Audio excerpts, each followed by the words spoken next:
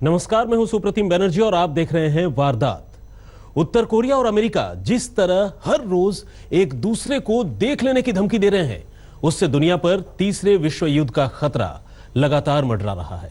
खतरा इसलिए भी ज्यादा है क्योंकि उत्तर कोरिया के तानाशाह मार्शल किम जोंग उन के बारे में कहा जाता है कि वो किसी की भी नहीं सुनता। ऐसे में अगर गलती से भी कहीं जंग छिड़ गई तो उसका अंजाम क्या होगा, इसका सही अंदाजा लगाना भी मुश्किल है। मगर अब साउथ कोरिया की एक न्यूज एजेंसी की जंग को लेकर जो ताजा रिपोर्ट सामने आई है, उसकी महज एक पंक्ति ही किसी के भी रोंगटे खड़े कर सकती है।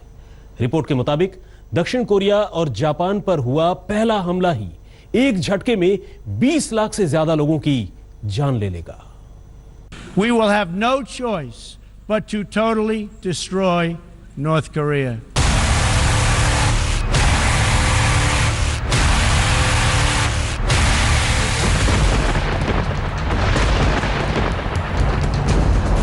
एक डरा हुआ कुत्ता ज्यादा जोर से भौंकता है। मैं ट्रंप को सलाह देना चाहूंगा कि जब वो दुनिया के सामने कोई बात कहें तो अपने शब्दों के चयन पर ध्यान दें।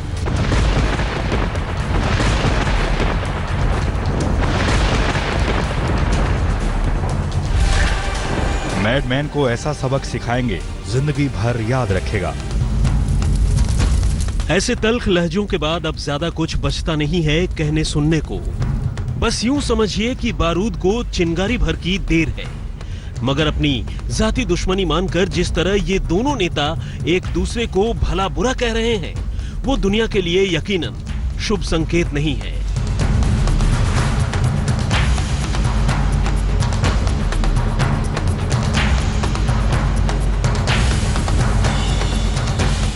क्योंकि इस गर्मा गर्मी में अगर कहीं जंग शुरू हो गई तो बहुत मुश्किल होगी।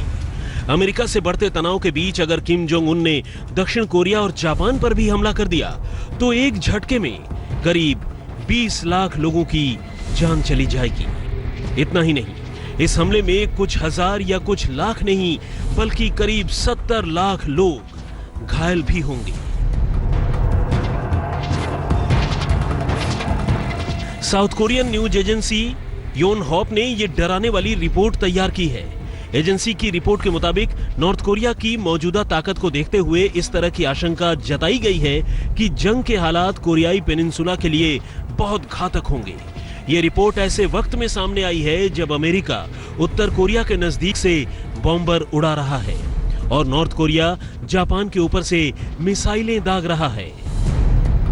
कौन कितना ताकतवर है, अब इस बात के ज्यादा मायने बचे नहीं हैं, क्योंकि उत्तर कोरिया भी परमाणु बमों से लैस, लिहाजा पहल कहीं से भी हो तबाही भयंकर होने वाली है। ऐसे में दुनिया इन दोनों नेताओं के बीच मध्यस्थता की कोशिश कर रही है। खुद अमेरिका के पूर्व राष्ट्रपति जिमी कार्टर ने पहल की अपील की है। जिमी कार्टर ने दोनों देशों की तल्खी दूर करने के लिए ट्रंप प्रशासन की तरफ से उत्तर कोरिया जाने की इच्छा जताई है। कार्टर ने कहा, युद्ध के हालात को देखते हुए मैं अमेरिका प्रशासन की तरफ से उत्तर कोरिया जा सकता हूं। मैंने अपने दोस्त और ट्रंप के सुरक्षा सलाहकार लेफ्टिनेंट जनरल HR मैकमास्टर से अपनी इच्छा जताई है, लेकिन अभी तक कोई सकारात्मक जवाब नहीं मिला। 1977 से 1981 तक अमेरिका के राष्ट्रपति रहे जिमी कार्टर के मुताबिक किम जोंग उन के बारे में कुछ भी अंदाजा लगाना मुश्किल है। अगर उसे शक हो गया कि अमेरिका उत्तर कोरिया के खिलाफ कुछ बड़ा करने जा रहा है तो वो उससे पहले ही बड़ा कदम उठा लेगा और ये हमला परमाणु हमला भी हो सकता है, जिससे दक्षिण कोरिया, जापान और प्रशांत क्षेत्र में स्थित अमेरिकी ठिकाने बर्बाद हो सकते हैं। इससे पहले भी कार्टर बिल क्लिंटन के कार्यकाल में प्योंगयांग जा चुके हैं और तब उन्होंने उत्तर कोरिया के तत्कालीन शासक किम इल सुंग से समझौते की कोशिश की थी, जो किम जोंग उन के दादा थे। हालांकि इसकी उम्मीद कम ही है कि ट्रंप प्रशासन समझौते के लिए पूर्व अमेरिकी राष्ट्रपति कार्टर को उत्तर कोरिया भेजे, क्योंकि अमेरिका के लिए किम जोंग उन सीधे तौर पर खतरा नहीं है, लेकिन उसकी सनक का खामियाजा जापान और दक्षिण कोरिया को उठाना पड़ सकता है। जापान और दक्षिण कोरिया के तबाही का मतलब यह है कि पूर्व एशिया में कई अमेरिकी ठिकानों को नुकसान उठाना पड़ेगा और उसका असर यह होगा कि चीन को अपने कब्जे में लाने की अमेरिकी रणनीति नाकाम हो जाएगी।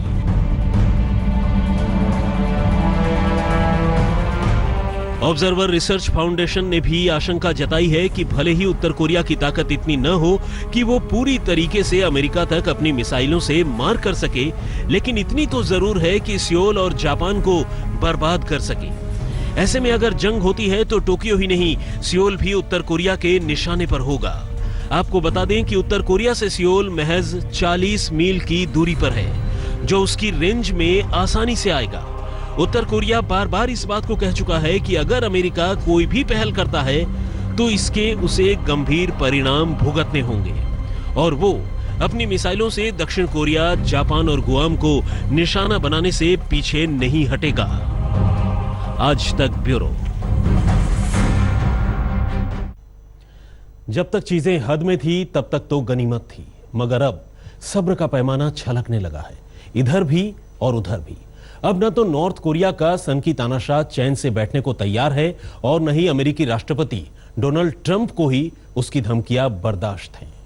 और जब तलवार म्यान से निकल ही गई है तो खैर की उम्मीद भी बेमानी है। ऐसा इसलिए है क्योंकि अब तक तो सिर्फ नॉर्थ कोरिया ही परमाणु हमले की धमकी देता था, मगर अब जवाब में धमकी अमेरिका ने भी देनी शुरू कर दी है। लिहाजा मामला अब बेहद संजीदा हो चुका है।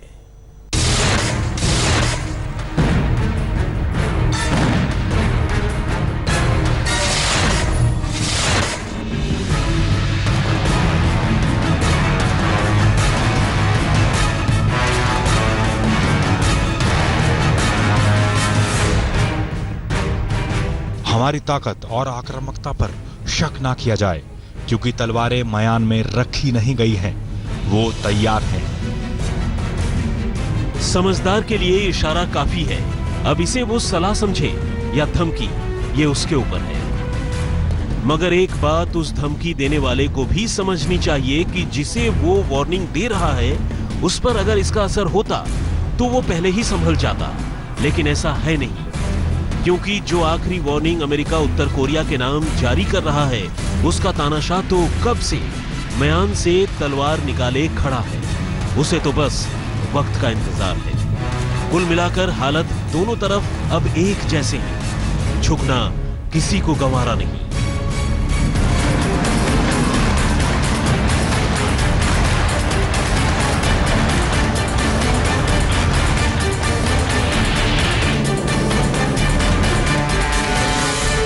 दूसरे विश्व युद्ध के दौरान जिस ओवर कॉन्फिडेंस में जापान था, कुछ वही तस्वीर अब उत्तर कोरिया में भी नजर आती है। ऐसे में 72 साल पहले जापान में जो हुआ वो दोबारा दोहराया न जाए, इसके लिए कोशिश तो बहुत की गई, लेकिन क्या वाकई में इस कोशिश को ईमानदारी से अंजाम दिया गया?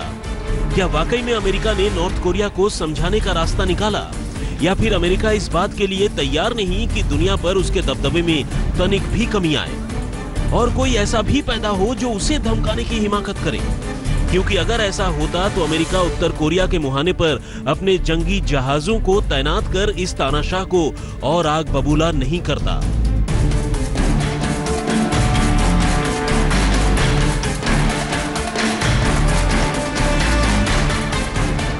मामला तो तब और ज्यादा बिगड़ गया जब दक्षिण कोरिया के दौरे पर अमेरिकी उपराष्ट्रपति माइक पेंस ने तानाशाह किम जोंग उन को यह कहते हुए सबसे बड़ी धमकी दे डाली कि अगर वो झुका नहीं तो फिर विनाशकारी परमाणु हमला झेलने के लिए तैयार रहे। कोरियाई पेनिनसुला में तैनात अमेरिकी जंगी जहाज यूएसएस रोनाल्ड रीगन से अमेरिकी उपराष्ट्रपति माइक पेंस ने उत्तर कोरिया को बड़ा और कड़ा संदेश दिया है।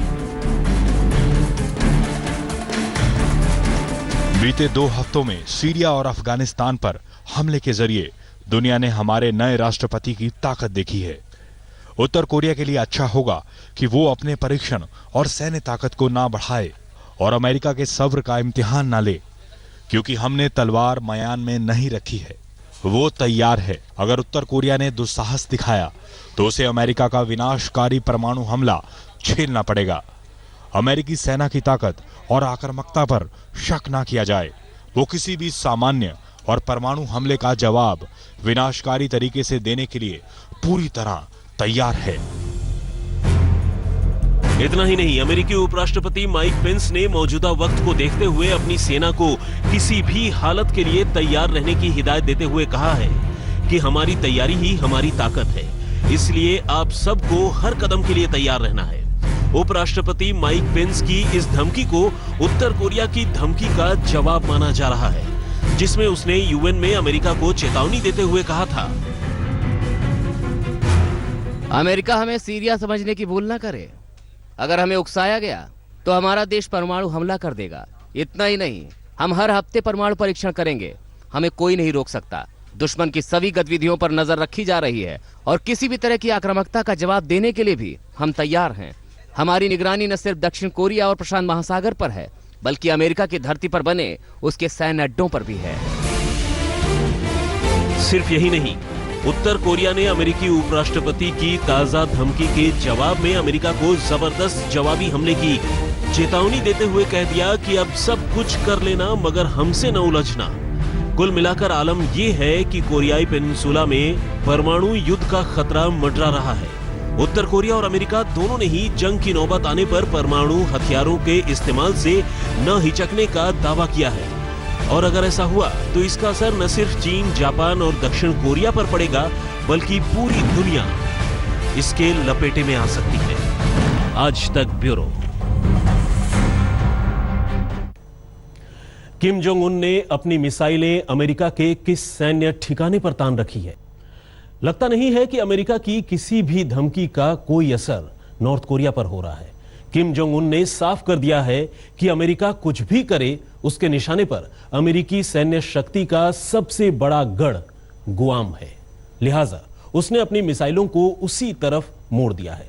कोरियाई प्रायद्वीप के नजदीक गुआम द्वीप न सिर्फ अमेरिका के लिए सामरिक तौर पर बेहद अहम है, बल्कि जंगी ठिकाने के लिए इस टापू की 1/4 आबादी के बराबर यहां अमेरिकी सैनिक भी हमेशा मौजूद रहते हैं।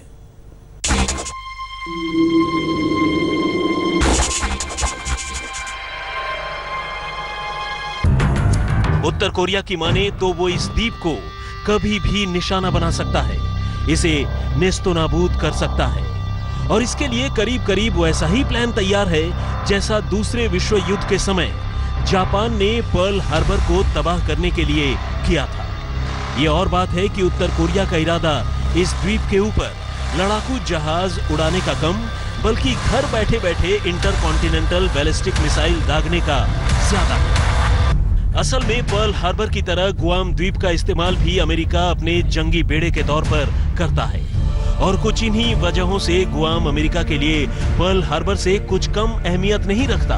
खास बात यह है कि गुआम अमेरिका के मुकाबले कोरिया के ज्यादा करीब है। अमेरिका से इस द्वीप की दूरी करीब 11,000 किलोमीटर है, जबकि उत्तर कोरिया से महज 3,430 किलोमीटर। इसके बावजूद चूंकि इस द्वीप पर अमेरिका का राज है और उसका मिलिट्री बेस भी, ये द्वीप कोरिया के लिए एक खतरे का सबब है। कहने का मतलब ये कि गुआम का होना उत्तर कोरिया के लिए हमेशा से एक तनाव की वजह है। गुआम में अमेरिकी सामरिक बम वर्षक विमानों के ठिकाने हैं। यहाँ अमेरिकन एयरफोर्स और नौसेना का एयरबेस भी है। ये अमेरिका के लिए सामरिक तौर पर काफी महत्वपूर्ण है। मीडिया रिपोर्ट्स के मुताबिक फिलहाल इस द्वीप में 6,000 सैनिक तैनात हैं। आज तक ब्यूरो। तो वारदात में फिलहाल इतना ही, लेकिन देश और दुनिया की बाकी खबरों के लिए आप देखते रहिए आज तक। लेटेस्ट खबरों की जानकारी के लिए लाइक, शेयर और सब्सक्राइब कीजिए और देखते रहिए आज तक।